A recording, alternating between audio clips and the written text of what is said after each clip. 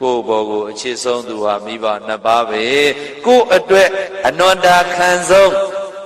ကိုအတွက်ပြိတ္တကြီးရေပေးဆက်နေတဲ့ပုဂ္ဂိုလ်ဟာမိဘပဲဗျမိဘတော့ကိုပေးဆက်တဲ့ပုဂ္ဂိုလ်မရှိပါဘူးရှိရဲ့လား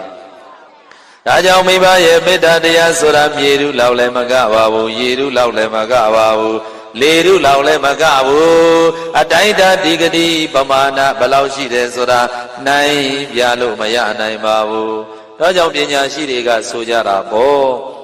မြေရုရေရုလေရုပမာမိဘနှစ်ပါးလှုပ်ကြွေးရရှာယဟန်ဖြစ်စေလူဖြစ်စေကွယ်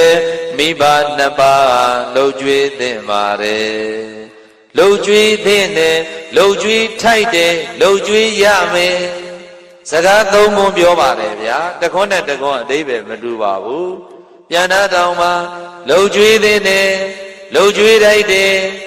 ပြီးတော့လှုပ်ကြွေးရမယ်အားလုံးပြောပါဦးလှုပ်ကြွေးသင့်တယ်လှုပ်ကြွေးထိုက်တယ်လှုပ်ကြွေးရမယ်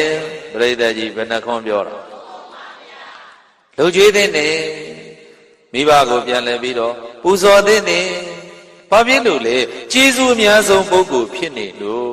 လေးမှာပြန်ဝဲတဲ့ငှက်တွေဟာလေးဟုံကိုစီးလေးချောင်းရှင်သန်နေတယ်ဆိုတာသူတို့တွေမေ့နေပုံရတယ်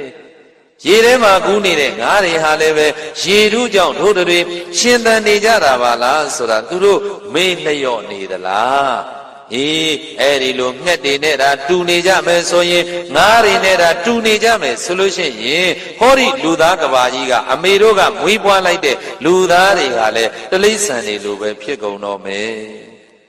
လူသားတွေရဲ့ဘဝမှာလည်းပဲမိဘခြေစူးကြောင့်ဒီကနေ့